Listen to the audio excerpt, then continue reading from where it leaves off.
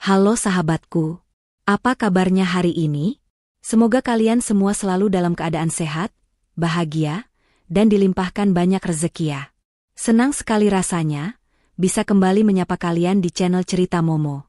Siap-siap menahan napas dan siapkan posisi ternyaman kalian ya, karena cerita kita kali ini benar-benar akan menguji emosi dan bikin kita gregetan. Bayangkan, kalian sedang dalam penerbangan, mengira akan pergi berlibur untuk memperbaiki rumah tangga. Tapi tiba-tiba, seorang pramugari diam-diam menyelipkan selembar tisu ke tanganmu bertuliskan, "Jaga dirimu baik 2K. Aku mendengar mertua dan suamimu sudah merencanakan sesuatu yang akan menghancurkanmu." Wah, rencana jahat apa yang sebenarnya sudah menunggu di Bali? Sebelum kita bongkar bersama apa yang sebenarnya terjadi, aku mau sapa-sapa kalian dulu. Yuk, tunjukkan dukungan kalian dengan menekan tombol like untuk cerita ini sebagai penyemangat. Bagi yang baru pertama kali mampir, selamat datang ya. Jangan ragu untuk tekan tombol subscribe dan nyalakan juga lonceng notifikasinya, biar kalian gak ketinggalan cerita-cerita terbaru yang pastinya makin seru. Dan seperti biasa, absen dulu yuk. Ramaikan kolom komentar di bawah, tulis nama kalian, asal kota, dan jangan lupa ketik hadir. Aku ingin sekali melihat dari mana saja sahabat Momo yang sudah siap terjun ke dalam drama ini. Udara di ruang makan terasa dingin, sedingin marmer yang melapisi lantai rumah mewah itu. Sena menelan ludah, suapan makan malamnya terasa seperti pasir di kerongkongan. Di seberangnya, Ardan, pria yang telah menjadi suaminya selama 5 tahun, duduk diam. Namun, Ardan tidak benar-benar di sana. Jiwanya ada di dalam layar ponsel yang terus menyala di tangannya, ibu jarinya bergerak lincah di atas layar, entah membalas pesan siapa. Di sisi lain meja, Bu Fali, ibu mertuanya, baru saja menyelesaikan makannya. Wanita parubaya itu meletakkan sendok dan garpunya dengan pelan, namun menimbulkan bunyi denting yang seolah memecah kesunyian. Tatapan Bu Fali beralih pada Sena, tatapan tajam yang selalu berhasil membuat Sena merasa kecil, merasa salah. Makanannya tidak enak. Sena, suara Bu Fali memecah keheningan. Pertanyaan itu terdengar tulus di telinga orang awam, tapi bagi Sena, itu adalah sindiran. Sena buru-buru menggeleng dan memaksakan seulas senyum. "Enak, Bu. Enak sekali. Tadi hanya sedikit tersedak." Bu Fali mendengus tipis. "Makanya kalau makan itu hati-hati. Jangan melamun." "Melamunkan apa? Hutang perusahaan? Atau laki-laki lain?" Sena tertegun. Tuduhan itu begitu menusuk, dilontarkan dengan santainya di depan Ardan. Sena menoleh pada suaminya, mencari pembelaan. Tapi Ardan bahkan tidak mengangkat kepalanya. Dia hanya berdeham, seolah terganggu oleh percakapan mereka, lalu kembali fokus pada ponselnya. Hati Sena terasa perih. Dinginnya hubungan mereka bukan lagi rahasia, tapi kini sudah menjadi tontonan yang dinikmati oleh ibu mertuanya. "Aku tidak melamun, Bu. Aku hanya lelah," jawab Sena pelan, berusaha menjaga nada suaranya tetap datar. "Lelah? Semua orang juga lelah bekerja, Sena. Tapi kamu itu istri. Kodratmu melayani suami. Kalau suamimu saja kamu abaikan, bagaimana perusahaanmu mau maju?" Bu Fali berkata lagi, kali ini sambil menyeka bibirnya dengan serbet kain. Sena memilih diam. Percuma. Melawan Bu Fali hanya akan berakhir dengan pertengkaran yang lebih hebat, dan Ardan akan selalu, membela ibunya. Setelah makan malam yang terasa seperti siksaan itu selesai, Sena melihat pemandangan yang sudah sangat ia hafal. Bu Fali memberi isyarat pada Ardan, dan mereka berdua berjalan menuju ruang keluarga. Sena, yang sedang membereskan piringnya dibantu asisten rumah tangga, melihat mereka dari kejauhan. Mereka duduk berdekatan di sofa, terlalu dekat. Lalu mereka mulai berbisik-bisik. Ini adalah ritual harian mereka. Berbisik-bisik di sudut ruangan, seolah ada rahasia besar negara yang sedang mereka diskusikan. Kepala Bu Fali menunduk, Ardan mengangguk-angguk. Sesekali Bu Fali menepuk lengan Ardan, dan Ardan akan tersenyum kecil. Senyum yang sudah berbulan-bulan tidak pernah Sena lihat ditujukan untuknya. Hatinya kembali berdenyut sakit. Apa yang mereka bicarakan? Tentu saja, tentang dirinya. Tentang betapa tidak becusnya dia sebagai istri. Ketika Sena berjalan mendekat, Berniat mengambil minum di dapur yang bersebelahan, bisikan itu langsung berhenti. Seperti ada tombol yang ditekan. Keduanya serentak menoleh pada Sena dengan ekspresi kaget yang dibuat-buat. "Kenapa berhenti?" tanya Sena, lebih lelah daripada marah. "Lanjutkan saja. Aku hanya mau ambil minum." Bu Fali berdiri. Wajahnya yang tadi tegang, tiba-tiba berubah ramah. Sangat ramah. Terlalu ramah. "Oh, Sena. Sini, duduk dulu, nak. Ada yang mau ibu dan Ardan bicarakan." Sena membeku. Jantungnya berdebar. "Nak?" Bu Fali tidak pernah memanggilnya nak, kecuali ada maunya. "Bicara apa, Bu?" "Begini." Bu Fali duduk di samping Sena, bahkan mengelus lengannya. Sentuhan itu membuat Sena ingin bergidik. "Ibu perhatikan, kamu sama Ardan ini kok semakin hari semakin kaku. Seperti orang asing." Ibu sedih sekali melihatnya. "Iya kan, Ardan?" Ardan, yang masih duduk, akhirnya meletakkan ponselnya. Dia menatap Sena. "Iya, Sena. Ibu benar. Kita memang terasa jauh." Sena ingin tertawa sinis. "Kalian yang membuatku jauh." Batinnya menjerit. Tapi dia hanya diam, menunggu apa inti dari pembicaraan ini. "Nah," lanjut Bu Fali, senyumnya semakin lebar. "Ibu ada ide. Ide cemerlang untuk memperbaiki semuanya. Untuk menghangatkan lagi cinta kalian." Sena mengangkat alis. "Ide apa?" "Liburan," seru Bu Fali riang. "Kita bertiga, liburan keluarga ke Bali. Ke villa kamu yang di Uluwatu itu. Villa itu kan indah sekali, tapi dibiarkan kosong begitu saja. Kita ke sana seminggu. Anggap saja bulan madu kedua buat kalian." Sena terdiam. Villa di Uluwatu. Itu bukan sekadar villa. Itu adalah tempat perlindungan Sena, harta warisan satu-satunya dari almarhum ayahnya. Tempat di mana dia merasa aman. Membawa Bu Fali ke sana, rasanya seperti mengundang serigala masuk ke kandang domba. Dia baru saja akan mencari alasan untuk menolak, ketika dia melihat reaksi Ardan. Mata Ardan berbinar. Sebuah binar yang tulus, yang sudah lama tidak Sena lihat. "Bali? Ke villamu, Sena? Wah, itu ide bagus sekali, Bu." Ardan tiba-tiba bangkit dan duduk di sisi lain Sena. Dia meraih tangan Sena. "Ayolah, sayang. Kita butuh ini. Aku kangen kita yang dulu. Kapan kita berangkat? Besok? Lusa?" Antusiasme Ardan yang meledak-ledak itu terasa sangat ganjil. Pria yang tadi mengabaikannya di meja makan, kini menggenggam tangannya erat, memohon untuk liburan. Sesuatu di dalam diri Sena berteriak, "Jangan." Ada yang tidak beres. Kenapa Ardan begitu antusias? Kenapa Bu Fali tiba-tiba begitu peduli pada pernikahannya? "Bagaimana, Sena?" Bu Fali menekan. "Masa demi pernikahanmu sendiri kamu tidak mau? Kamu lebih sayang pekerjaanmu daripada suamimu?" Ibu ini tulus mau membantu. Sena menatap Ardan, lalu ke Bu Fali. Dia merasa terpojok. Jika dia menolak, dia akan dicap sebagai istri durhaka yang tidak mau menyelamatkan rumah tangganya.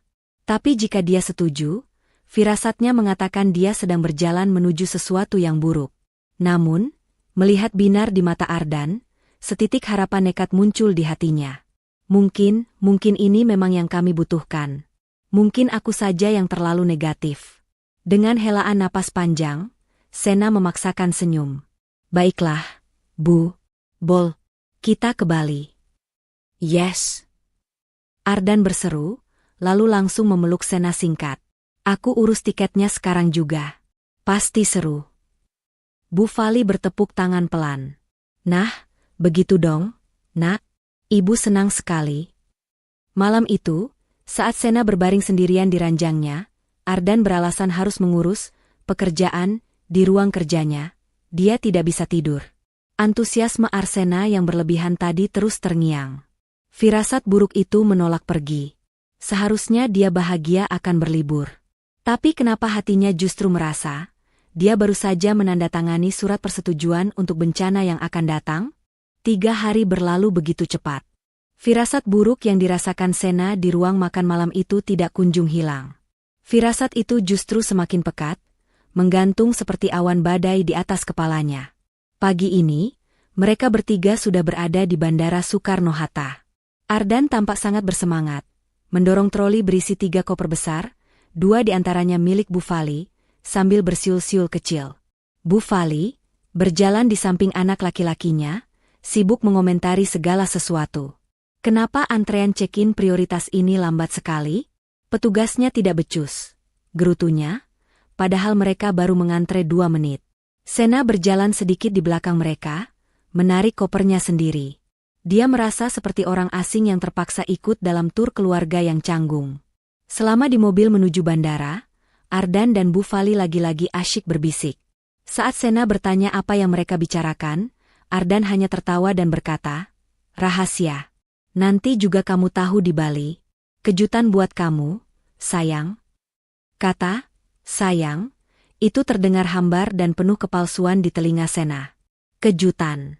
Sena benci kejutan, terutama jika itu datang dari Bu Fali. Di lounge tunggu kelas bisnis, Ardan dan ibunya itu kembali menyisihkan diri di sudut, berbicara serius sambil meminum kopi, meninggalkan Sena yang duduk sendirian membaca majalah tanpa minat. Saat panggilan untuk penumpang kelas bisnis terdengar, Sena beranjak. "Ayo, Ardan, Bu. Sudah dipanggil." Ardan mengangkat tangannya, memberi isyarat, "Tunggu sebentar." Tiba-tiba Bu Fali menepuk dahinya. "Astaga. Ardan. Ponsel ibu. Sepertinya tertinggal di toilet lounge tadi. Cepat, temani ibu." Seru Bu Fali, suaranya terdengar panik, sedikit terlalu panik. Ardan langsung berdiri. "Ah, ibu ini ceroboh sekali. Sena, kamu masuk duluan saja ya. Nanti kami menyusul. Kamu tahu kan nomor kursi kita?" Sebelum Sena sempat menjawab, Ardan sudah menarik lengan Bu Fali, bergegas kembali ke arah lounge yang berlawanan arah dengan gerbang keberangkatan. Sena termangu. Ditinggal sendirian tepat di depan pintu pesawat. Ini konyol. Tapi dia tidak punya pilihan. Dengan perasaan campur aduk antara kesal dan curiga, Sena berjalan sendirian menyusuri lorong Garbarata. Suasana kabin kelas bisnis terasa sejuk dan tenang. Seorang pramugari muda dengan senyum ramah dan profesional langsung menyambutnya di pintu. Nametak peraknya bertuliskan, "Lia." "Selamat sore, Ibu Sena. Selamat datang di penerbangan kami. Silakan, kursi Anda di 2A, dekat jendela," sapa Lia dengan suara yang lembut. Sena sedikit terkejut pramugari itu tahu namanya. Tapi dia mengira itu mungkin bagian dari layanan premium. "Ah, iya. Terima kasih," balas Sena.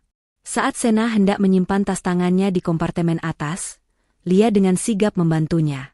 Ketika tangan mereka bersentuhan sekilas, Sena merasa mata Lia menatapnya sepersekian detik lebih lama dari yang seharusnya. Sebuah tatapan yang sulit diartikan, bukan sekadar ramah, ada sesuatu yang lain di sana. Tapi Sena, yang pikirannya sudah keruh, mengabaikannya. Sena duduk, memasang sabuk pengaman, dan menatap keluar jendela. Kabin mulai terisi penumpang lain, tapi kursi di sebelahnya, 2B untuk Ardan, dan kursi tepat di belakangnya, 3A untuk Bu Fali, masih kosong. Jantungnya mulai berdebar. Bagaimana jika mereka benar-benar tertinggal pesawat? Tepat saat pramugari senior mengumumkan bahwa pintu pesawat akan segera ditutup, Ardan dan Bu Fali muncul. Mereka tampak sedikit terengah-engah, namun wajah mereka aneh. Mereka tidak terlihat panik karena nyaris tertinggal. Mereka justru terlihat puas. Maaf, tadi antre di toilet," kata Ardan sambil lalu, terduduk di kursinya di sebelah Sena. Dia bahkan tidak menatap Sena, tangannya langsung sibuk dengan layar hiburan di depannya. Bu Fali juga duduk tenang di belakang. Pesawat akhirnya lepas landas. Setelah tanda sabuk pengaman dipadamkan, Lia dan rekan-rekannya mulai mendorong troli minuman. Lialah yang bertugas di barisan Sena. Dia tersenyum profesional. "Ibu Sena, ingin minum sesuatu? Jus jeruk atau teh?" tanya Lia. "Jus jeruk saja, terima kasih," jawab Sena. Ardan yang di sebelahnya memesan kopi hitam. Saat Lia menuangkan jus jeruk ke gelas, gerakannya sangat halus. Dia meletakkan gelas itu di meja kecil Sena, bersama dengan selembar serbet tisu. Namun, saat menyerahkannya, jari-jari Lia dengan sengaja menekan tisu itu ke telapak tangan Sena. Itu bukan sentuhan biasa. Itu disengaja. Lia menatap lurus ke mata Sena, senyumnya masih terpasang, tapi matanya menyeratkan pesan mendesak. Lalu, dia beralih ke Ardan seolah tidak terjadi apa-apa. Jantung Sena langsung berdetak kencang. Tangannya yang kini memegang gelas jus terasa dingin. Tisu itu terasa tebal. Ada sesuatu di dalamnya. Sena melirik Ardan. Pria itu sudah memakai headphone. Matanya terpejam, pura-pura tidur atau memang tidur. Sena menunggu beberapa menit. "Permisi," bisiknya pada Ardan, pura-pura ingin ke toilet. Ardan hanya bergumam tak jelas. Dengan langkah yang diusahakan setenang mungkin, Sena masuk ke toilet kelas bisnis. Dia mengunci pintu. Tangannya gemetar hebat. Dia membuka lipatan tisu itu perlahan. Di dalamnya, ada tulisan tangan yang rapi, ditulis dengan tinta pulpen biru. Bukan pesan panjang, tapi cukup untuk membuat lututnya lemas. "Jaga dirimu baik-baik, Kak. Aku mendengar mertua dan suamimu sudah merencanakan sesuatu yang akan menghancurkanmu." Napas Sena tercekat. Ruangan toilet yang kecil itu terasa berputar. Menghancurkan MU. Firasat buruknya. Antusiasme palsu Ardan. Bisik-bisik Bufali. Insiden, ponsel tertinggal, di lounge yang pasti hanya akal-akalan agar mereka bisa bicara empat mata tanpa Sena. Pramugari ini, Lia, dia pasti mendengar percakapan mereka di lounge saat mereka kira tidak ada yang mendengarkan. Sena menatap pantulan wajahnya di cermin. Pucat pasi. Dia tidak sedang berlibur. Dia sedang diterbangkan menuju jebakan. Sisa penerbangan 2 jam ke Bali terasa seperti 20 tahun. Sena kembali ke kursinya. Setiap tarikan napas Ardan di sebelahnya terdengar seperti ancaman. Setiap tawa kecil Bufali di kursi belakang yang sedang menonton film komedi, terdengar seperti tawa iblis. Dia kini terjebak di kaleng terbang ini, ribuan kaki di atas bumi, melesat menuju kehancurannya sendiri. Roda pesawat menyentuh aspal bandara Ngurah Rai dengan guncangan pelan. Bagi kebanyakan penumpang, suara itu adalah sinyal kelegaan, dimulainya liburan. Bagi Sena, itu terdengar seperti bunyi pintu penjara yang ditutup. Jantungnya berdebar-debar di dalam dada, begitu keras hingga dia yakin Ardan bisa mendengarnya. Tisu dari pramugari itu, yang sudah ia robek kecil-kecil dan buang di toilet pesawat, kini terukir jelas di benaknya.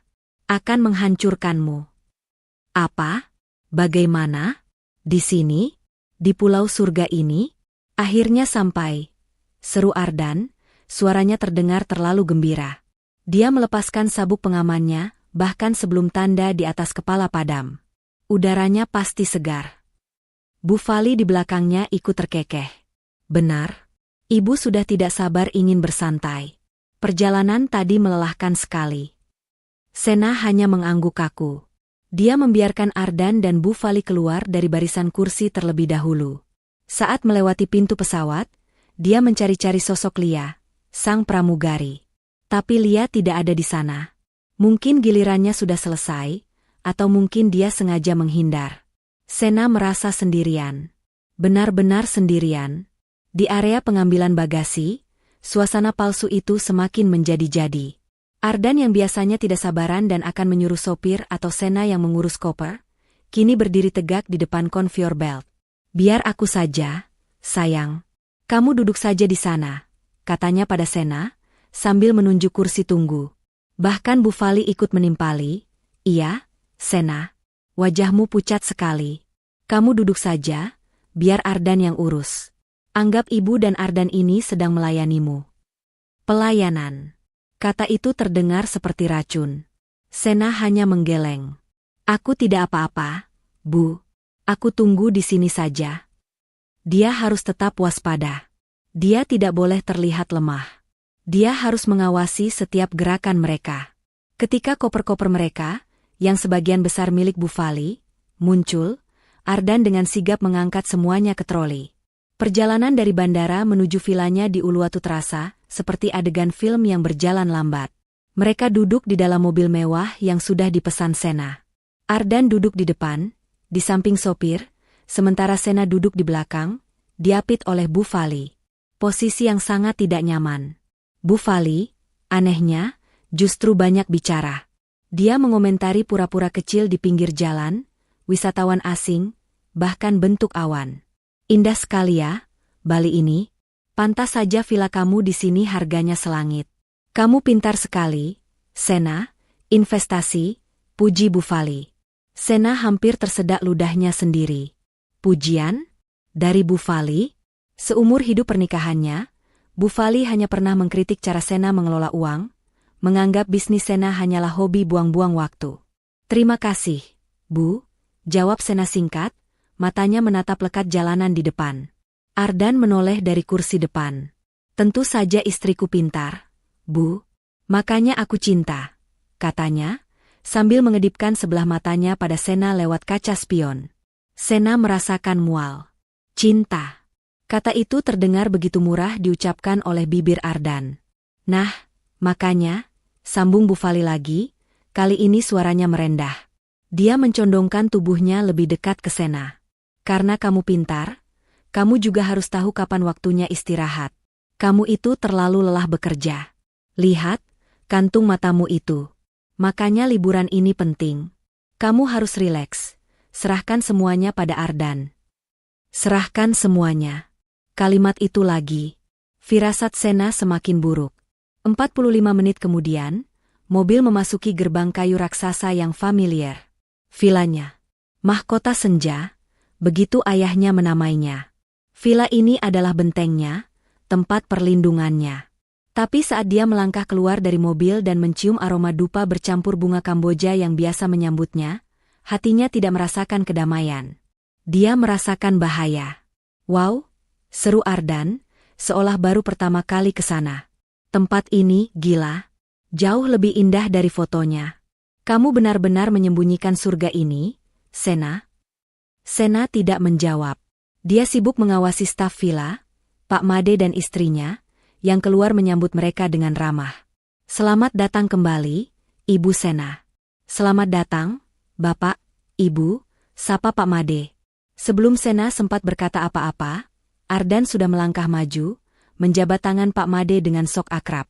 Terima kasih, Pak Made. Tolong ya, koper-koper kami. Yang ini, dia menunjuk koper besar Bu Fali, tolong bawa ke master bedroom di atas. Yang pemandangannya langsung ke laut.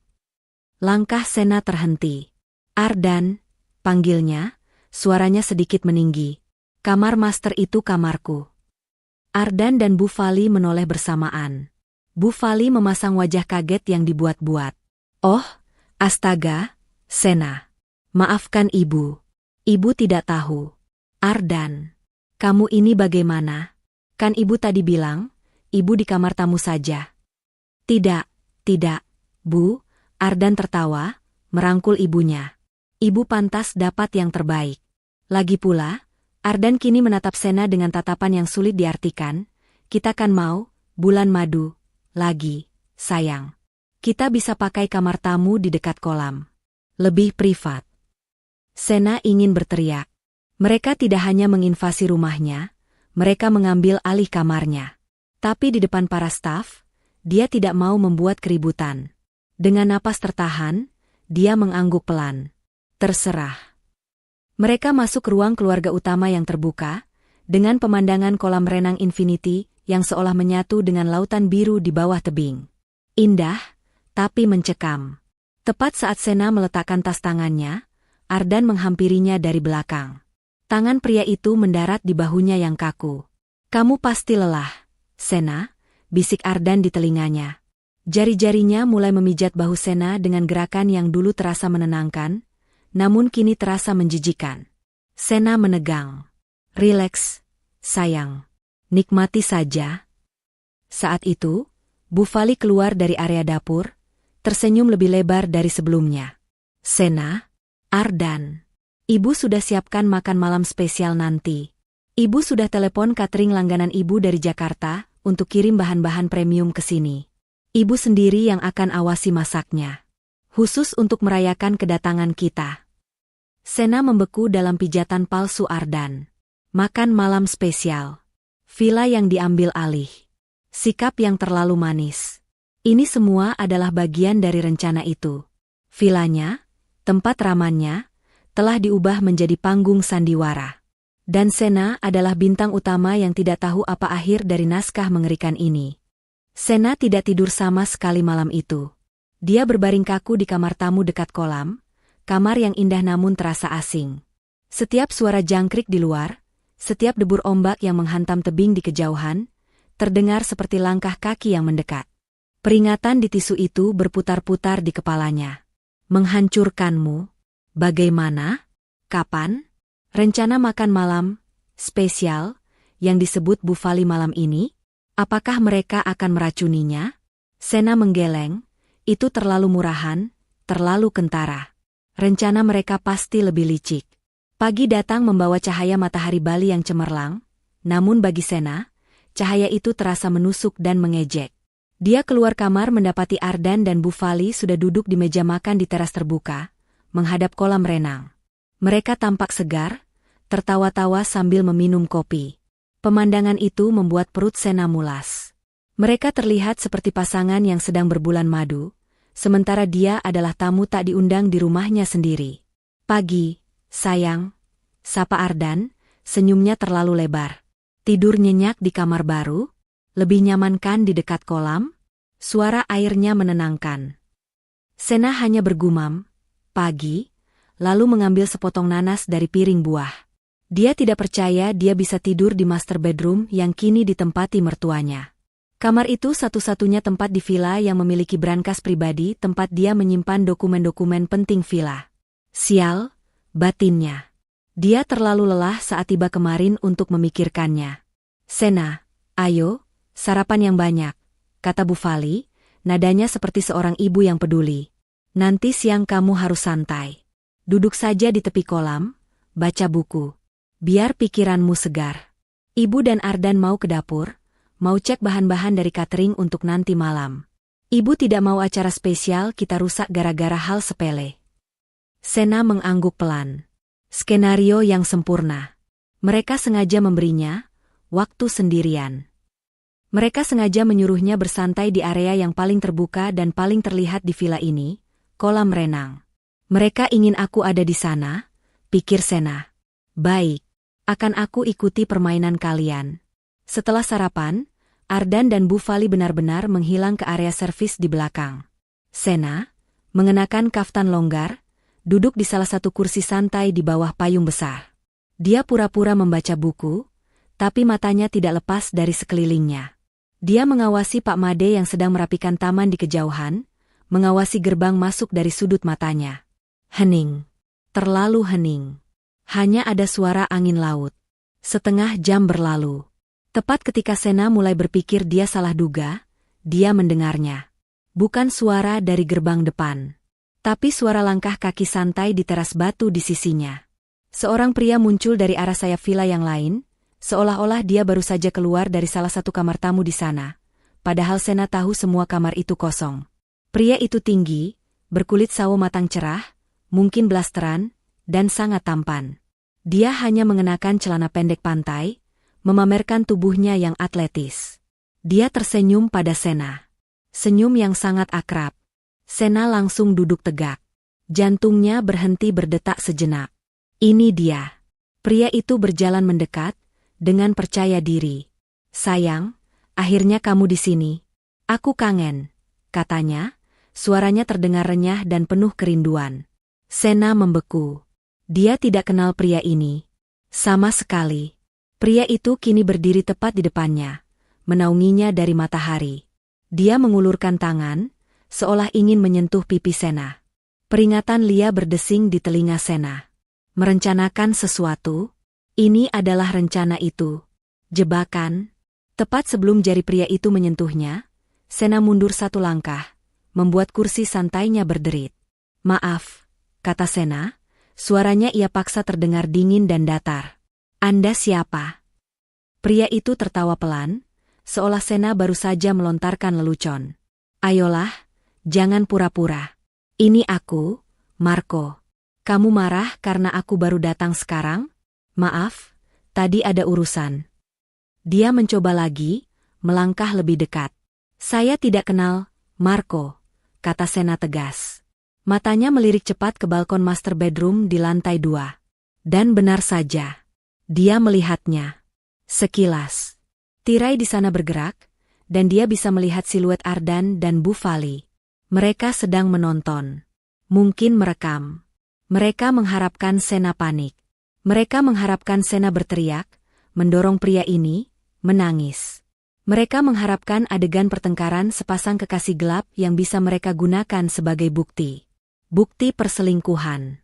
Bukti ketidakstabilan mental. Sena tidak akan memberi mereka kepuasan itu. Anda salah orang, ulang Sena, lebih keras. Ini villa pribadi. Saya tidak tahu bagaimana Anda bisa masuk, tapi silakan Anda pergi sekarang juga. Atau saya panggil keamanan. Wajah Marco berubah. Senyumnya goyah. Dia jelas tidak menduga reaksi dingin ini. Dia mungkin di-briefing bahwa targetnya adalah wanita rapuh yang mudah ditaklukkan. Sena, kok kamu begini? Bujuknya lagi, tapi nadanya kini ragu. Di balkon atas, Sena yakin dia bisa merasakan kekecewaan mereka. Ardan dan Bu Fali pasti sedang berbisik panik. Kenapa dia tenang sekali? Aktor bodoh itu. Lakukan sesuatu. Marco mungkin merasakan tekanan dari atas, menjadi nekat. Dia maju dan tiba-tiba meraih lengan Sena. Jangan begini, sayang. Sena langsung menepis tangan itu dengan kasar. Pak Made, teriaknya, sekeras yang dia bisa, memanggil staf kepercayaannya. Pak Made, ada orang asing masuk. Tolong usir dia. Teriakan itu memecah kesunyian villa. Marco panik. Dia tidak menyangka akan ada teriakan memanggil keamanan. Dia melepaskan Sena, menatap ngeri ke arah pos keamanan, lalu berbalik dan berlari tunggang langgang ke arah dia datang, menghilang di balik semak-semak Kamboja. Hening sejenak. Lalu, seperti yang sudah Sena duga, pintu lobi utama terbuka. Ardan dan Bu Fali berlari keluar, wajah mereka dipenuhi kepanikan yang sangat palsu. Sena, sayang, ada apa? Ardan berlari memeluknya. Pelukan itu terasa seperti lilitan ular. Kamu tidak apa-apa? Siapa pria tadi? Dia menyakitimu? Bu Fali menyusul, napasnya dibuat terengah-engah. Astaga! Preman ya? Beraninya dia masuk ke sini. Kurang ajar sekali. Kamu baik-baik saja, nak? Ya ampun, pucat sekali. Sena melepaskan pelukan Ardan pelan. Dia menatap suaminya, lalu ibu mertuanya. Dia membiarkan dirinya terlihat sedikit gemetar, tapi matanya tetap dingin. Aku tidak tahu, bisiknya pelan, memainkan perannya. Dia aneh sekali. Dia panggil aku, sayang. Dia bilang namanya Marco. Sena memperhatikan wajah mereka dengan saksama saat dia menyebut nama itu. Ardan langsung buang muka, pura-pura melihat ke arah Marco kabur. Kurang ajar. Harus kita lapor polisi. Tapi Bu Fali. Sena melihatnya. Hanya sepersekian detik. Sebuah kilat kekecewaan dan amarah di mata wanita tua itu. Rencana mereka hari ini gagal total. Kepanikan palsu Ardan dan Bu Fali adalah pertunjukan yang memuakan. Sena membiarkan Ardan, menenangkannya, selama beberapa menit di tepi kolam, sebelum akhirnya dia melepaskan diri. Aku mau ke kamar. Kepalaku pusing, katanya dingin, tidak memberi mereka kesempatan untuk membantah. Dia berjalan cepat meninggalkan mereka berdua, yang kini berdiri canggung di tepi kolam. Dari sudut matanya, Sena melihat Ardan menatap Bu Fali, dan Bu Fali menggelengkan kepala dengan kesal. Rencana mereka jelas berantakan. Di dalam kamar tamu, Sena mengunci pintu. Jantungnya masih berdebar kencang. Marco. Jadi, itu nama aktor bayaran mereka. Rencananya begitu jelas. Pria tampan muncul, mengaku sebagai kekasih gelap, Ardan dan Bu Fali merekamnya. Lalu mereka punya bukti bahwa Sena tidak stabil secara mental atau tidak setia. Bukti yang bisa mereka gunakan untuk apa? Mengambil alih hartanya? Mengurungnya? Peringatan Lia di tisu itu terasa semakin nyata. Sena duduk di tepi ranjang, tangannya gemetar. Dia sendirian di rumahnya sendiri, dikelilingi musuh yang berpura-pura menjadi keluarga. Dia harus keluar. Dia harus menghubungi seseorang. Pengacaranya? Polisi? Apa yang akan dia katakan? Suami dan mertuaku menyewa aktor untuk menjebakku. Mereka akan menganggapnya gila. Persis seperti yang diinginkan Ardan dan Bu Fali. Setengah jam kemudian, seseorang mengetuk pintunya. Sena? Sayang? Buka pintunya. Suara Ardan. Terdengar khawatir, tapi Sena tahu itu palsu. Sena tidak menjawab. Sena, ayolah. Ibu membuatkanmu teh jahe hangat. Kamu pasti syok. Buka pintunya, sayang. Jangan begini. Sena tetap diam. Dia tidak akan minum atau makan apapun yang mereka berikan. Terdengar helaan napas frustrasi Ardan di balik pintu. Lalu suara Bu Fali yang sengaja dikeraskan, "Sudahlah, Ardan. Biarkan saja. Mungkin dia memang sedang menunggu Markonya itu kembali. Wanita tidak tahu diuntung. Sudah bagus kita mau mengajaknya liburan." "Ibu, jangan keras-keras," balas Ardan, juga dalam bisikan yang terdengar. Sandiwara itu berlanjut. Mereka sedang berakting untuknya, mencoba memancing reaksinya. Sena memejamkan mata, berusaha meredam amarah dan ketakutan yang bergolak di dalam dirinya. Dia harus tenang. Dia harus berpikir. Dia terisolasi. Ponselnya ada di tangannya, tapi siapa yang bisa dia hubungi? Lia, pramugari itu. Dia tidak tahu nomornya. Dia hanya punya nama depannya. Waktu terasa berjalan lambat. Siang berganti sore. Sena tidak keluar kamar. Dia juga tidak mendengar suara Ardan atau Bu Fali. Suasana villa menjadi sunyi senyap, yang justru semakin menakutkan. Apakah mereka sedang merencanakan hal lain? Apakah mereka menyerah pada rencana Marco? Tepat pukul 3 sore, ponselnya yang ada dalam mode senyap, bergetar di genggamannya. Sebuah notifikasi WhatsApp dari nomor yang tidak dikenal. Foto profilnya kosong. Jantung Sena serasa melompat ke tenggorokan. Isi pesannya singkat dan lugas. "Kak Sena, ini Lia, pramugari kemarin. Maaf lancang menghubungi. Saya harus cepat. Kejadian tadi pagi di kolam renang itu baru permulaan." Tangan Sena gemetar hebat saat membaca baris berikutnya. "Saya tahu kakak pasti bingung. Mereka tidak akan berhenti. Pria itu namanya Marco, aktor bayaran. Rencana mereka yang sebenarnya adalah malam ini. Saat makan malam. Mereka akan menjebak kakak lagi, dan kali ini mereka akan memastikan berhasil. Mereka akan membuat seolah-olah kakak punya hubungan dengannya di depan staf villa. Lalu mereka akan memanggil dokter untuk menyatakan kakak histeris dan tidak stabil." Napas Sena tercekat. Jadi itu rencananya? Bukan sekadar perceraian. Mereka ingin membuatnya terlihat gila secara medis. Pesan berikutnya masuk. "Jangan panik. Saya punya sesuatu untuk kakak. Sesuatu yang akan menghentikan mereka. Saya punya bukti rekaman percakapan mereka di lounge bandara saat mereka merencanakan semua ini. Tapi saya tidak bisa memberikannya di sini. Kakak harus keluar dari villa itu." "Keluar? Bagaimana caranya?" "Dia sedang diawasi. Temui saya di bar pantai, Sunset Rock. Itu bar kecil di tebing, sekitar 500 meter di sebelah kiri gerbang utama villa kakak. Jam 5 sore ini. Harus sendirian. Jangan bilang siapa-siapa. Saya akan tunggu di meja paling sudut yang menghadap laut. Tolong, Kak. Ini satu-satunya kesempatan kakak. Hati-hati." Jam 5 sore. Sekarang jam 3:15. Dia punya waktu kurang dari 2 jam untuk keluar dari benteng penjara ini, tanpa menimbulkan kecurigaan. Sena menatap pintu kamarnya. Dia harus punya alasan. Alasan yang cukup kuat untuk membuat mereka melepaskannya, sendirian. Jam di ponselnya menunjukkan pukul 4 sore. Tinggal 1 jam lagi. Sena menarik napas panjang, mencoba mengendalikan gemetar di tangannya. Dia tidak bisa terus bersembunyi di kamar ini.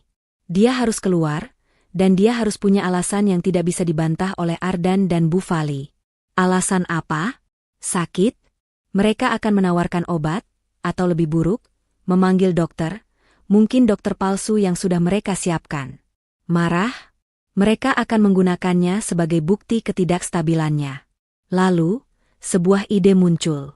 Ide yang berbahaya, tapi mungkin satu-satunya yang dia punya. Dia tidak akan melawan mereka. Dia akan mengikuti alur cerita mereka, tapi dengan sedikit modifikasi. Sena membuka kunci pintu kamarnya. Suara, klik, pelan itu terdengar begitu keras di villa yang sunyi. Dia melangkah keluar. Seperti dugaannya, Ardan dan Bufali sedang duduk di ruang keluarga, tidak jauh dari pintu kamarnya. Mereka jelas sedang menjaganya. Melihat Sena keluar, mereka berdua langsung berdiri, memasang wajah cemas yang terlatih. Sena, sayang, akhirnya kamu keluar, seru Ardan, melangkah maju.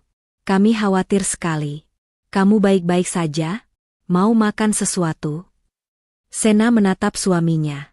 Dia membiarkan matanya terlihat sembab dan lelah.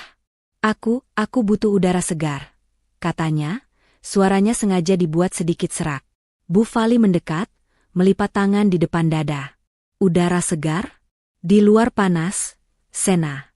Nanti kulitmu rusak. Di sini saja, AC-nya dingin. Sena menggeleng pelan, dia menatap lurus ke arah Ardan. Ardan, tadi ibu bilang, ibu menyiapkan makan malam spesial malam ini. Ardan dan Bufali bertukar pandang sekilas. Kena kau, batin Sena. Iya, benar, Ardan mengangguk cepat. Spesial sekali. Untuk merayakan kita. Aku menghargainya, lanjut Sena. Aku ingin makan malam nanti berjalan lancar. Aku ingin kita baik-baik saja. Dia membiarkan jeda sejenak, memainkan perannya sebagai istri yang rapuh. Tapi kejadian tadi pagi dengan pria itu, kepalaku masih pusing. Aku sesak di sini. Dia mengalihkan pandangannya ke tebing di kejauhan, yang terlihat dari jendela besar. Di bawah sana, sepertinya ada pura kecil yang menghadap laut. Aku mau ke sana sebentar. Sendirian? Seperti yang sudah Sena duga, Ardan langsung menolak. Sendirian? Tidak. Bahaya sekali, Sena. Bagaimana kalau pria tadi masih berkeliaran? Tidak. Aku akan temani. Iya, timpal Bufali cepat. Kamu ini ada-ada saja. Mau cari gara-gara lagi? Nanti kalau kamu diculik, Marco, itu bagaimana? Sena menatap mereka berdua dengan tatapan paling dingin yang dia miliki. Justru karena itu, aku butuh waktu sendirian untuk memprosesnya.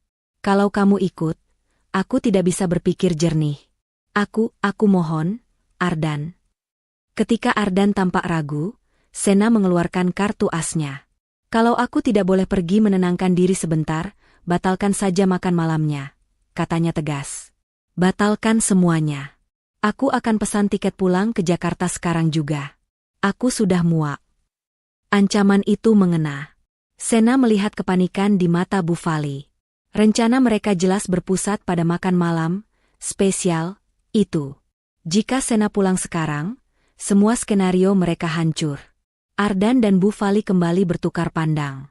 Sebuah komunikasi tanpa suara yang penuh kelicikan. Akhirnya, Ardan menghela napas, seolah-olah dia sedang mengalah pada istri yang keras kepala. Baiklah, katanya. Baik, kamu boleh pergi. Tapi, dia mengangkat jarinya, hanya 30 menit. Jam 5 kurang seperempat, kamu harus sudah berjalan kembali ke villa. Kalau tidak, aku akan susul. Dan jangan matikan ponselmu, tambah Bufali, nadanya penuh peringatan. Tentu, kata Sena. Dia meraih tas selempang kecilnya, memasukkan ponselnya, dan berjalan menuju pintu keluar tanpa menoleh lagi. Jantungnya berdebar kencang. Dia berhasil. Dia berjalan keluar dari gerbang villa. Udara sore itu panas dan lembab. Dia tahu mereka mengawasinya dari balkon atas. Dia harus terlihat tenang. Dia berjalan santai menyusuri jalan setapak di tepi tebing, sesuai arah yang dia sebutkan tadi. Tapi begitu tikungan pertama menelan sosoknya dari pandangan villa, Sena mulai berlari. Dia berlari sekuat tenaga. Jalan setapak itu berbatu dan menurun. Napasnya terengah-engah, campuran antara lari dan panik. Dia melihatnya. Sunset Rock Bar. Sebuah bar kecil yang tersembunyi, menempel di dinding tebing, nyaris tidak terlihat dari jalan utama. Jam di ponselnya menunjukkan pukul 16.50. Dia terlambat 10 menit. Dengan terburu-buru, dia menuruni anak tangga kayu. Bar itu sepi, hanya ada 1-2 pasang turis asing. Matanya liar mencari. Dan di sana dia. Di meja paling sudut, di bawah pohon Kamboja, membelakangi pintu masuk, menghadap lautan lepas. Lia. Sena berjalan cepat, lututnya lemas. Lia. Bisiknya. Pramugari itu menoleh. Wajahnya tenang, tapi matanya penuh kewaspadaan. Dia tidak lagi memakai seragam, hanya kaos polo dan celana jin. Duduk, Kak Sena, katanya cepat.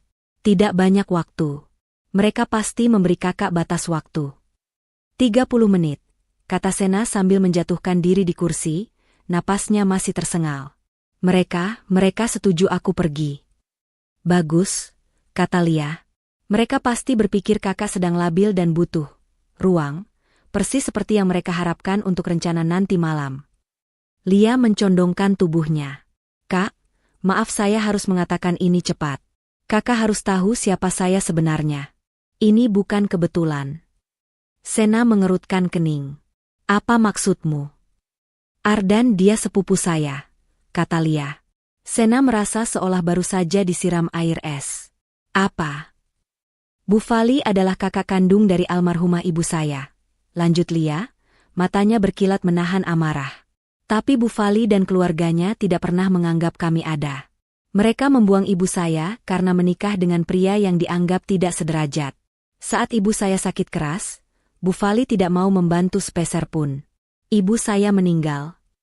Sena menutup mulutnya, ngeri. Aku benci mereka, desis Lia. Aku tahu watak mereka. Terobsesi harta. Saat aku lihat nama Kak Sena, aku tahu kakak dari majalah bisnis, berada di penerbangan yang sama dengan 2 iblis itu, aku langsung curiga. Aku sengaja bertukar jadwal dengan temanku agar bisa mengawasi mereka di lounge. Jadi, apa yang kamu dengar? Tanya Sena, takut akan jawabannya. Lia tidak menjawab. Dia mengeluarkan ponselnya. Bukan ponsel pribadi, tapi ponsel kerja yang tampak standar. Dia meletakkannya di atas meja, tapi tidak memberikannya pada Sena. Dia menekan tombol, putar, pada sebuah rekaman audio. Suara berisik lounge bandara terdengar, denting cangkir. Lalu suara Bu Fali, jernih dan tajam. Gampang. Nanti di Bali, kita pakai aktor bule itu. Suruh peluk Sena. Rekam. Bilang saja dia selingkuh. Lalu suara Ardan, suaminya. Tapi Bu, kalau dia teriak, kalau dia melawan. Sena merasakan mual yang hebat naik ke tenggorokannya. Suara Bu Fali lagi, kali ini tertawa. Justru bagus. Biar dia kelihatan histeris. Itu baru pembuka. Nanti pas makan malam, kita ulang lagi skenarionya. Kita panggil dokter Darmawan yang sudah kita bayar itu.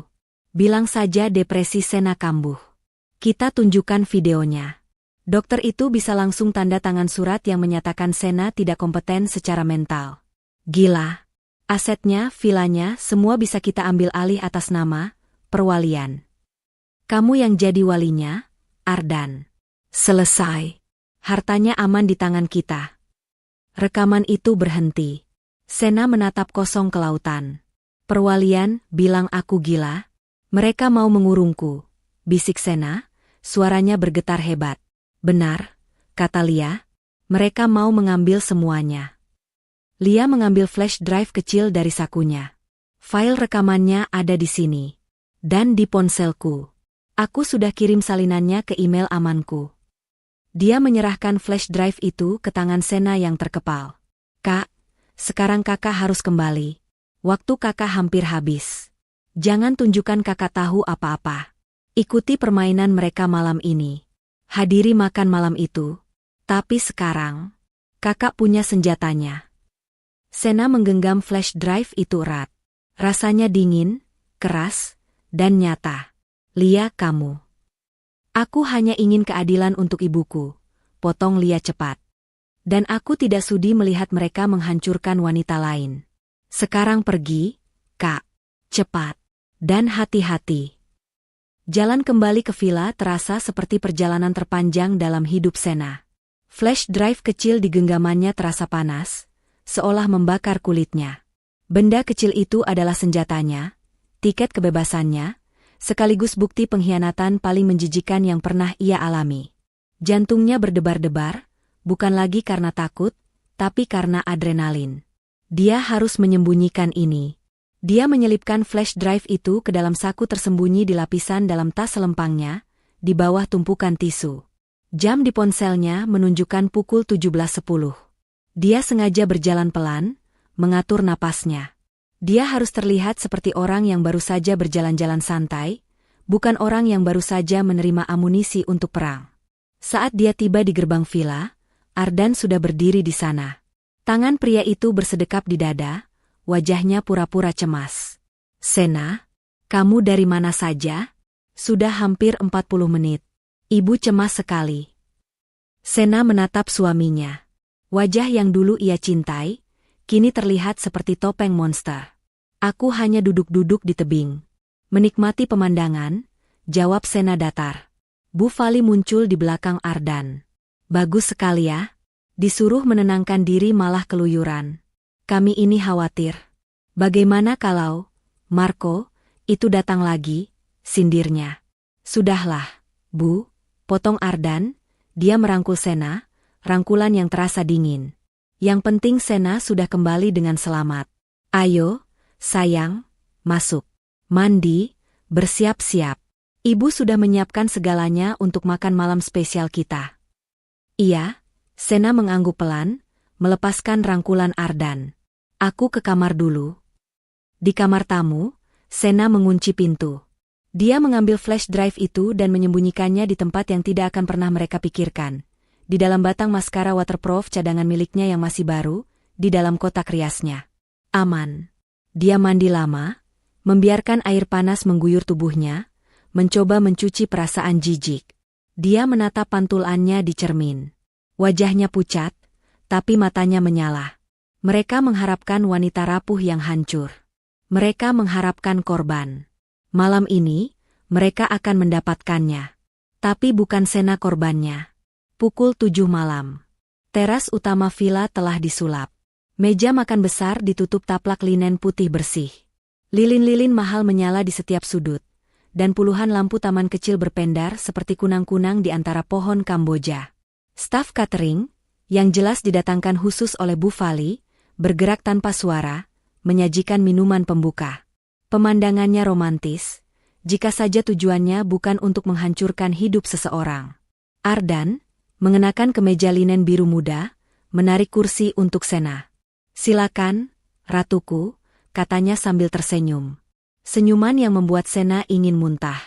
Bu Fali, mengenakan kaftan sutra berwarna merah marun yang mencolok, mengangkat gelasnya. "Mari kita bersulang," katanya, suaranya terdengar riang. "Untuk keluarga kita. Dan untuk kesembuhan Sena. Semoga liburan ini benar-benar bisa membuat pikiranmu jernih kembali." Sena mengangkat gelasnya, bibirnya menyentuh tepi gelas tanpa minum. Kesehatan mental. Jadi itu senjata mereka. Dia mengedarkan pandangan. Pak Made dan staf villa lainnya berdiri di kejauhan, tapi jelas dalam posisi mengawasi. Mereka adalah penonton yang disiapkan Bu Fali. Makanan pembuka disajikan. Lalu hidangan utama. Ardan dan Bu Fali mengobrol ringan, membicarakan betapa indahnya Bali, betapa enaknya makanan, betapa beruntungnya mereka. Sena hanya menjawab, "Iya," atau sesekali. Dia harus terlihat murung, tertekan. Persis seperti yang mereka inginkan. "Kamu kenapa, Sena? Kok tidak dimakan steaknya?" tanya Ardan, nadanya penuh perhatian palsu. "Tidak apa-apa," bisik Sena. "Hanya belum nafsu makan." Bu Fali mendengus. "Nah, kan, ibu bilang juga apa?" Pikirannya itu masih kemana-mana. Mungkin masih memikirkan tamu tadi pagi. Ardan pura-pura menyenggol kaki ibunya di bawah meja. "Ibu, jangan mulai.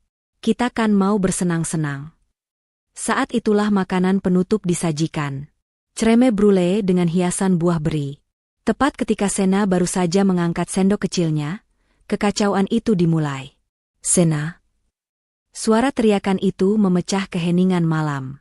Bukan dari pintu masuk, tapi dari sisi taman yang gelap. Aktor itu, Marco, menerobos masuk ke area teras makan. Kali ini, penampilannya jauh lebih dramatis. Kemejanya sedikit robek, rambutnya acak-acakan, seolah dia baru saja berkelahi. Dia tampak putus asa. Para staf catering dan Pak Made membeku di tempat, terkejut. "Sena, aku tidak tahan lagi," teriak Marco, menunjuk lurus ke arah Sena. "Aku tidak peduli lagi dengan suamimu. Aku tidak peduli dengan ancaman mereka." Sesuai naskah. Persis seperti yang Lia katakan. Dalam sepersekian detik, Ardan dan Bu Fali beraksi. Seperti dua pemain teater yang sudah terlatih. "Sena." Ardan melompat dari kursinya, ponselnya sudah tergenggam di tangannya, kamera menyala dan merekam. "Apa-apaan ini? Jadi ini yang kamu lakukan di belakangku? Kamu membawa selingkuhanmu ke vilaku sendiri?" "Ya Tuhan. Anakku." Bu Fali tidak kalah cepat. Ponselnya juga menyala. Dia bahkan mulai menangis histeris. "Perempuan gila. Tidak tahu diuntung. Dasar murahan. Berani-beraninya kamu." Marco, memainkan perannya dengan total, kini berlari ke arah Sena. Dia tidak berlutut. Dia langsung mencengkeram lengan Sena, menariknya untuk berdiri. "Sayang, ayo pergi. Katakan pada mereka tentang kita. Sekarang, aku mencintaimu, Sena. Aku tidak tahan melihatmu disiksa seperti ini. Ayo kita pergi dari sini." Sena terhuyung, cengkeraman Marco menyakitkan. Jebakan itu sempurna. Di sebelah kirinya, Bu Fali menjerit-jerit menuduhnya gila dan tidak tahu malu. Kameranya menyorot wajah Sena. Di depannya, Ardan merekam dengan tangan gemetar, wajahnya merah padam seolah menahan amarah yang meledak-ledak. Di sisinya, seorang pria asing memegangnya erat, meneriakkan cinta palsu. Staf villa menonton dengan ngeri. Mereka mengepungnya dari segala arah. Mereka menunggu. Mereka menunggu Sena hancur. Mereka menunggu dia menjerit, menangis, melawan, atau pingsan. Mereka menunggu bukti final untuk menyatakan bahwa dia tidak waras. Disinilah mereka. Skenario yang telah mereka susun dengan begitu rapi. Di sebelah kirinya, Bu Fali menjerit-jerit histeris, ponselnya menyala, merekamnya sambil meneriakkan kata, "Gila," dan "perempuan tidak tahu malu." Di depannya, Ardan, suaminya, pria yang berbagi ranjang dengannya, berdiri dengan wajah merah padam, ponselnya juga merekam, berteriak, "Jadi ini kelakuanmu, Sena. Selingkuh." Dan di sisinya, seorang aktor murahan bernama Marco, mencengkeram lengannya, meneriakkan cinta palsu, menjadikannya pusat tontonan yang memalukan di depan seluruh staf vilanya sendiri. Mereka menunggunya. Mereka menunggu Sena hancur. Mereka menunggu jeritan, tangisan, atau mungkin pingsan. Mereka menunggu bukti final bahwa dia tidak stabil, bahwa dia tidak waras. Sena merasakan cengkeraman Marco di lengannya. Dia merasakan tatapan penuh penghakiman dari Ardan. Dia mendengar lolongan kepalsuan dari Bu Fali. Dan kemudian, sesuatu yang tidak pernah mereka duga terjadi. Sena tidak menangis. Sena tidak berteriak. Di tengah-tengah badai tuduhan itu, Sena tertawa. Itu bukan tawa histeris. Itu bukan tawa putus asa. Itu adalah tawa yang pelan, dingin, dan penuh kendali. Tawa yang terdengar sangat jelas di antara jeritan-jeritan mereka. Tawa yang membuat bulu kuduk berdiri. Seketika, semua suara berhenti. Jeritan Bu Fali tercekat di tenggorokannya. Mulutnya masih terbuka, tapi tidak ada suara yang keluar. Genggaman Ardan pada ponselnya goyah. Dia berhenti merekam. Bahkan Marco, si aktor, mengendurkan cengkeramannya, wajahnya menunjukkan kebingungan total. Para staf yang menonton dari kejauhan saling berpandangan. Suasana romantis dari lilin-lilin itu mendadak terasa seperti di rumah duka. Sena berhenti tertawa. Dia menoleh, pelan sekali. Tatapan pertamanya tidak tertuju pada suami atau ibu mertuanya. Tatapannya terkunci lurus ke mata Marco. "Aktingmu lumayan," kata Sena, suaranya tenang namun mematikan. Marco membeku. "Tapi," lanjut Sena, "skenario kalian murahan. Dua kata itu menghantam mereka seperti tamparan. Rahang Ardan ternganga. Bu Fali mundur selangkah. Wajahnya yang tadi pura-pura syok kini berubah menjadi syok sungguhan. Apa maksudmu? Desis Bu Fali. Sena akhirnya menyentak lengannya. Dia melepaskan cengkeraman Marco dengan begitu kuat, hingga pria itu terdorong ke belakang. Dan akting kalian berdua, Sena kini menunjuk Ardan dan Bu Fali, jauh lebih buruk. Sena, jaga bicaramu. Kamu sudah gila, teriak Ardan, mencoba mengambil alih situasi sekali lagi. Tapi suaranya kini bergetar. Kepanikan mulai terdengar. Gila? Sena mengulang kata itu. Dia berjalan pelan, menjauhi mereka, menuju ruang keluarga utama yang terhubung dengan teras. Itu kata yang kalian siapkan untukku, bukan? Gila. Tidak kompeten secara mental. Depresi kambuh. Setiap kata yang diucapkannya membuat wajah Ardan dan Bu Fali semakin pucat. Mereka saling pandang, ketakutan murni kini terpancar jelas. Bagaimana Sena tahu? Sena tidak memberi mereka waktu untuk berpikir. Dia mengabaikan tatapan ngeri dari staf catering. Dia berjalan lurus ke sistem audio dan televisi pintar berlayar besar di dinding ruang keluarga. Dia mengeluarkan ponselnya. Kalian merekamku pakai ponsel, kata Sena. Suaranya kini diperkeras oleh nada sinis. Itu ketinggalan zaman. Terlalu kecil. Dia dengan tenang menghubungkan ponselnya ke sistem Bluetooth villa. Lalu dia menyambungkannya ke layar televisi. Pak Made, ibu-ibu catering, semuanya, Sena berbicara, suaranya kini terdengar tenang dan berwibawa. Maaf atas drama yang tidak menyenangkan ini. Kalian semua dipaksa menjadi penonton. Tapi karena kalian sudah di sini, silakan saksikan babak akhir dari sandiwara ini. Kalian akan menjadi saksi. Ardan maju selangkah. Sena, hentikan omong kosong ini. Diam, balas Sena. Bukan bentakan, tapi perintah. Ardan langsung terdiam. Di layar televisi besar itu, muncul tampilan sebuah file audio. Sena menekan tombol, putar. Mari kita tonton atau lebih tepatnya, dengarkan film yang sebenarnya. Hening sejenak. Lalu, dari speaker yang tersebar di seluruh penjuru teras dan ruang keluarga, suara itu terdengar.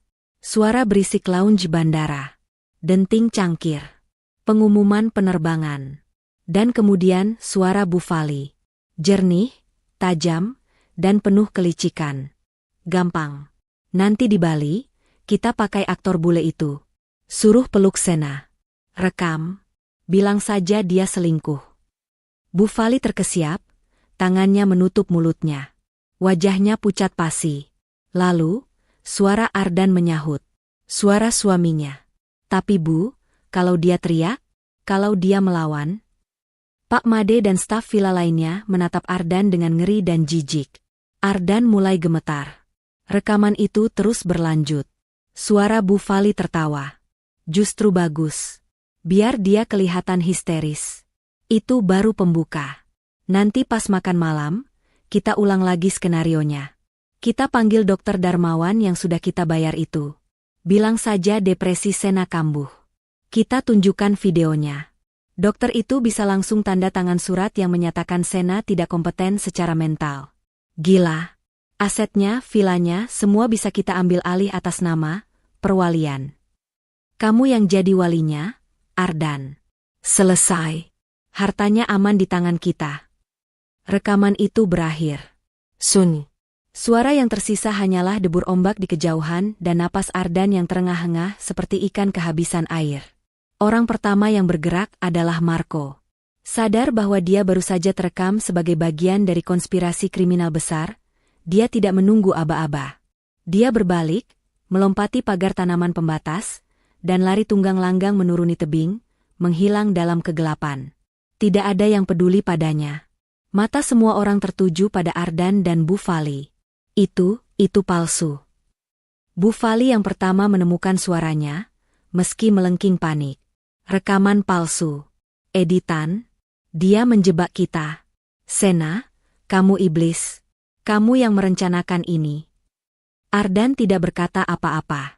Dia hanya menatap Sena, tubuhnya gemetar hebat.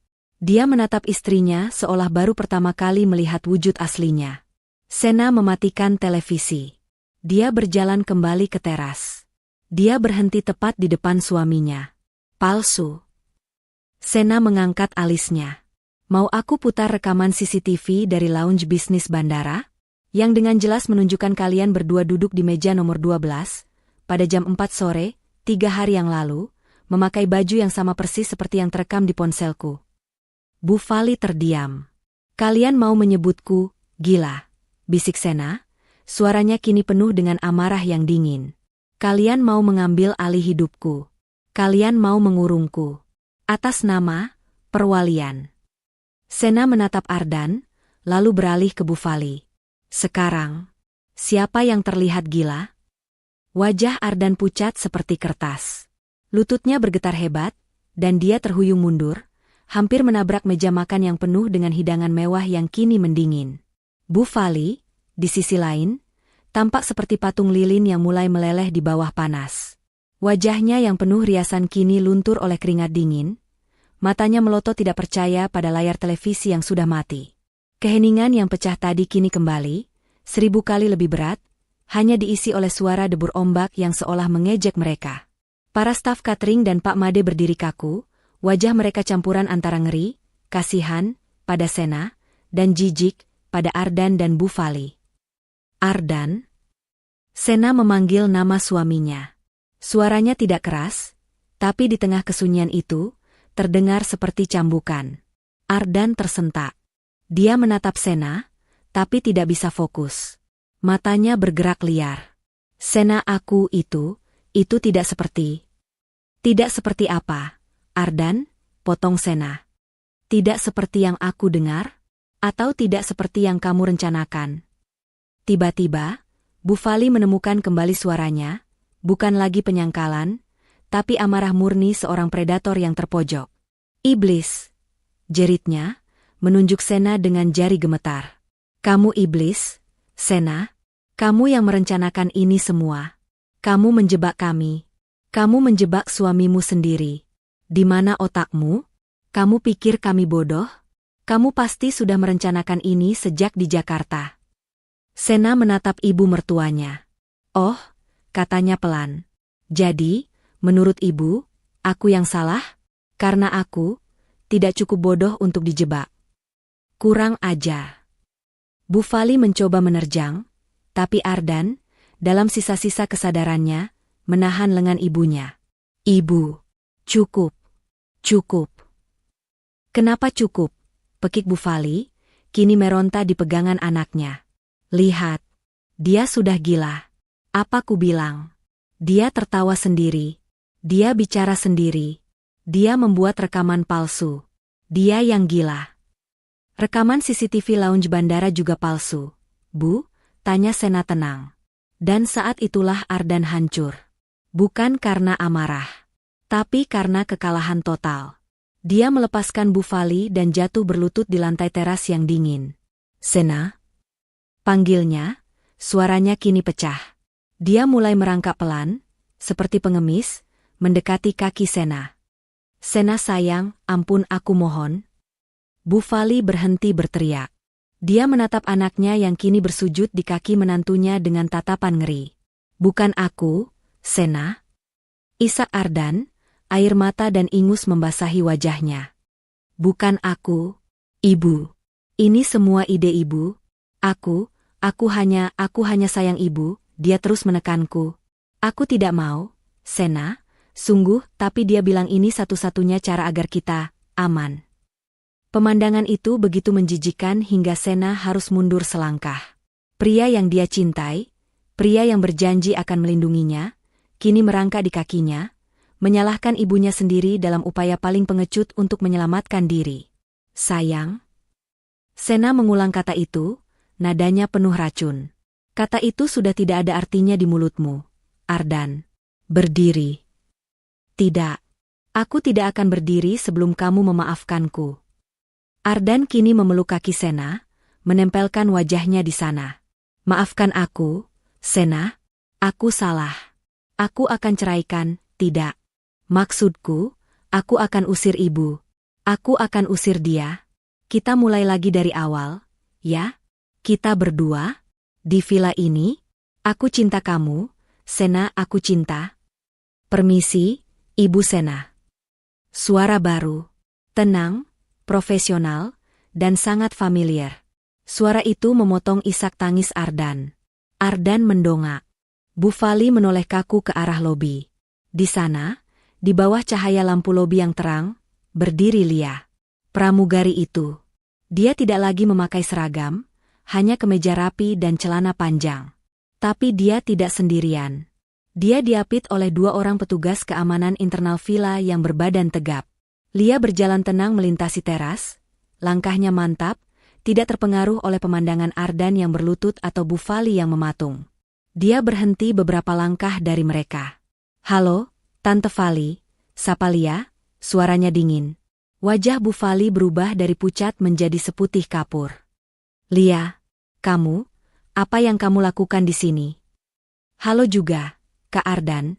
Lia beralih pada sepupunya yang masih terduduk di lantai, menatapnya dengan tatapan bodoh. "Kaget? Kalian lupa kalau aku kerja di maskapai ini? Kalian lupa kalau aku tahu jadwal kalian?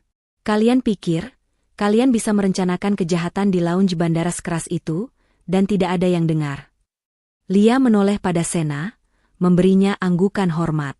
Lalu dia kembali menatap Bu Fali. "Tante ingat ibu saya? Saat beliau sakit dan butuh uang untuk berobat? Saat Tante menutup telepon dan bilang kami pengemis? Tante bilang, Tante tidak punya keluarga miskin." Bu Fali gemetar. "Keadilan itu lucu ya, Tante," lanjut Lia. "Ternyata, hari ini, giliran saya yang harus membuang Tante." Ardan akhirnya berdiri, terhuyung. "Lia, kamu menjebak kami. Kamu sepupuku. Dan Kak Sena adalah istri kakak," balas Lia tajam. "Keluarga mana yang kakak pilih untuk dikhianati hari ini?" Keheningan kembali menyelimuti. Sena akhirnya melangkah maju. Dia sudah cukup melihat. Dia menatap Ardan, lalu Bu Fali. "Kalian," kata Sena, suaranya kini kembali normal, seolah sedang memesan kopi. "Punya waktu 5 menit. Sena, apa maksudmu?" Ardan mulai panik lagi. "Pak Made," panggil Sena. Pak Made, yang sedari tadi berdiri diam, langsung melangkah maju. "Iya, Ibu Sena." "Tolong panggilkan taksi untuk tamu-tamu saya ini," kata Sena. "Lalu, tolong Bapak dan 2 petugas keamanan ini," Sena menunjuk arah satpam yang dibawa Lia, "mengawal Bapak Ardan dan Ibu Fali ke kamar mereka." Sena menatap Bu Fali. "Kamar master saya. Dan kamar tamu tempat Ardan seharusnya menginap. Kalian boleh ambil paspor dan dompet kalian. Tidak ada yang lain," lanjut Sena. "Semua koper, semua belanjaan, semua barang kalian, akan tetap di sini. Nanti akan saya sumbangkan ke panti asuhan. Anggap saja amal untuk membersihkan dosa kalian." "Kamu tidak bisa," raung Bu Fali. "Ardan, katakan sesuatu. Itu baju-baju ibu. Tas ibu." Ardan. Tapi Ardan hanya diam 1000 bahasa. Dia tahu permainan ini sudah berakhir. "Bawa mereka," perintah Sena singkat. 2 petugas keamanan itu tidak perlu bersikap kasar. Ardan dan Bu Fali berjalan seperti robot yang kehabisan daya. Pak Made sudah menunggu di lobi dengan pintu terbuka. Perintah Sena jelas. 5 menit, paspor, dan dompet. Bu Fali sempat berusaha meraih kotak perhiasannya di kamar master, tapi tatapan dingin dari petugas keamanan membuatnya urung. Dia hanya bisa mendesis marah. Ardan tidak mengambil apa-apa selain ponsel dan dompetnya. Wajahnya kosong. Pria yang tadinya gagah, yang merencanakan pengambil alihan aset miliaran rupiah, kini tampak seperti gelandangan yang kebingungan. Sena berdiri di balkon lantai 2, di master bedroomnya yang kini sudah kembali menjadi miliknya. Dia tidak turun. Dia tidak sudi mengotori kakinya di lantai yang sama dengan mereka lagi. Dia hanya menonton dari atas. "Kamu akan menyesal, Sena," teriak Bu Fali untuk terakhir kalinya, saat didorong pelan masuk ke dalam taksi yang sudah menunggu di luar gerbang. "Kamu akan kena karma. Kamu akan tua sendirian." "Ardan, bicara sesuatu. Bodoh." Tapi Ardan tidak bicara. Dia masuk ke taksi dengan bahu terkulai. Dia bahkan tidak berani menatap ke arah balkon tempat Sena berdiri. Dia tahu Sena di sana, mengawasinya. Pintu taksi ditutup. Lampu merahnya menyala, dan mobil itu perlahan menjauh, menuruni jalan tebing, lalu hilang di tikungan, membawa serta 5 tahun pernikahan yang penuh kepalsuan. Hening. Villa itu terasa begitu luas. Begitu sunyi. Tapi ini bukan kesunyian yang mencekam seperti kemarin. Ini kesunyian yang murni. Suara ombak di bawah sana terdengar seperti musik. Ibu Sena. Sena menoleh. Lia berdiri di pintu balkon. Petugas keamanan sudah pergi. Para staf catering juga sudah berkemas dan diam-diam pamit melalui Pak Made. Mereka sudah pergi, kata Lia pelan. Sena mengangguk. Dia berjalan mendekati Lia.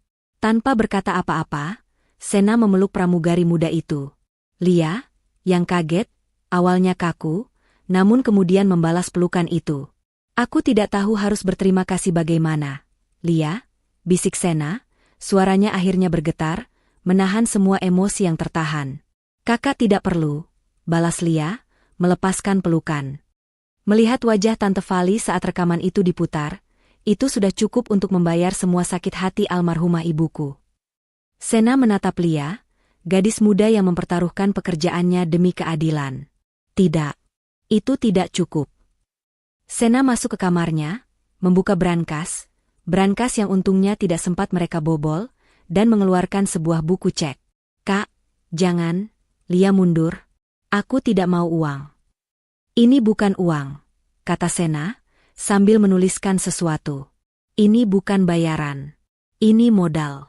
Anggap ini warisan dari ibumu yang tertunda, yang diberikan melalui tanganku. Sena merobek lembaran itu dan memberikannya pada Lia. Mulai hidup baru. Beli apartemen. Atau, lanjutkan sekolah bisnismu. Jangan biarkan hidupmu hanya berputar untuk membalas dendam. Kamu sudah menang, Lia. Sekarang, hiduplah. Lia menatap angka di cek itu. Matanya berkaca-kaca. Dia tidak menolak lagi. Dia hanya mengangguk pelan. Dan Lia, tambah Sena, kamu bukan lagi sepupu yang dibuang. Mulai sekarang, kamu punya kakak. Nomor ponselku selalu aktif untukmu. Pagi berikutnya, villa terasa berbeda. Udara terasa lebih segar. Bunga Kamboja di taman tampak lebih cerah. Sena duduk di teras yang sama, tempat sandiwara mengerikan itu terjadi tadi malam. Tapi kini, meja itu hanya terisi 1 cangkir kopi. Kopi hitam pekat. Sena menyeruputnya sambil menatap lautan. Dia sudah menelepon pengacaranya di Jakarta. Dia menceritakan semuanya. Dia mengirimkan salinan rekaman audio itu. Pengacaranya terdiam lama, lalu berkata, ini bukan hanya gugatan cerai, Bu Sena. Ini tuntutan pidana berlapis. Percobaan penipuan, pemalsuan dokumen medis terencana, dan perampasan hak. Lakukan, jawab Sena singkat. Pastikan mereka tidak mendapatkan sepeser pun. Dan pastikan dokter bernama Darmawan itu dicabut izin praktiknya. Dia meletakkan ponselnya. Dia sendirian di surga miliknya. Mahkota senja. Ayahnya menamai villa ini karena pemandangan matahari terbenamnya yang agung. Tadi malam, Sena merasa matahari telah terbenam bagi Ardan dan Bu Fali. Dan pagi ini, matahari terbit kembali. Hanya untuknya. Dia memejamkan mata, merasakan angin laut membelai wajahnya. Dia tidak hancur. Dia tidak gila. Dia tidak sendirian. Dia adalah Sena, pemilik mahkota senja. Dan dia baru saja memulai hidup barunya, dengan mahkota yang kini terpasang jauh lebih kuat di kepalanya. Pesan moral. Keserakahan akan membutakan akal sehat dan mengubah keluarga menjadi musuh.